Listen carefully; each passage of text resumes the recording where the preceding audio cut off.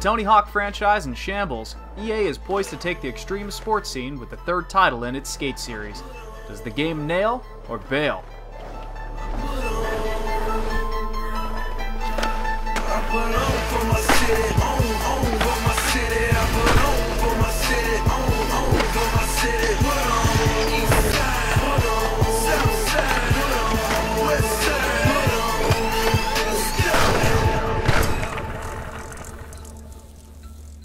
Skate 3 casts you as the same legendary mute skater from the first and second installments.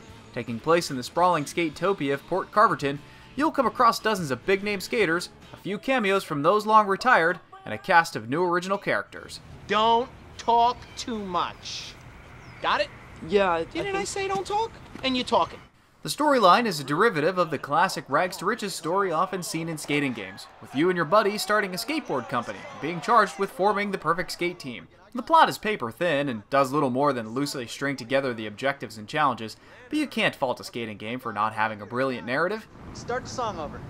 Alright, man, that's the last time.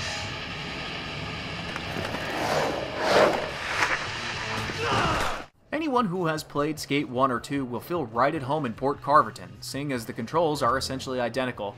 Ditching the face button-based approach of the Tony Hawk franchise, Skate opts for analog control.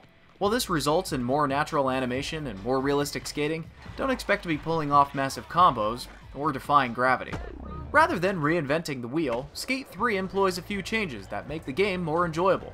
First and foremost is the option to play the game with the camera set at a high angle, allowing for a greater field of view. Purists might enjoy the low angle option, but those who grew up in a world where the genre was dominated by Tony Hawk Pro Skater, the high angle viewpoint is a welcome addition. Players also have the ability to get off their boards, but the on-foot controls are imprecise and finicky, but it serves its purpose by allowing players to reach places that the deck-bound cannot.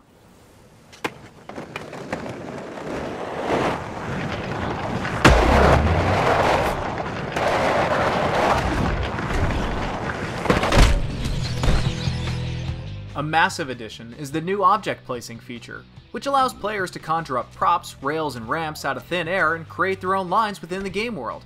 However, you can only place objects within a certain radius of your character, which means you'll have to run around in order to get everything the way you want it. It's not as intuitive or precise as the editors found in some of the later Tony Hawks, which is disappointing, but it's rarely necessary to make progress. The video editor is as full-fledged as ever, and it's definitely one of the highlights of the game. Whether you've just completed a nice sequence of tricks or pulled off that 1 in a million stunt, Skate 3 gives you all the tools you need to capture it, edit it to your liking, and upload it directly to EA Nation.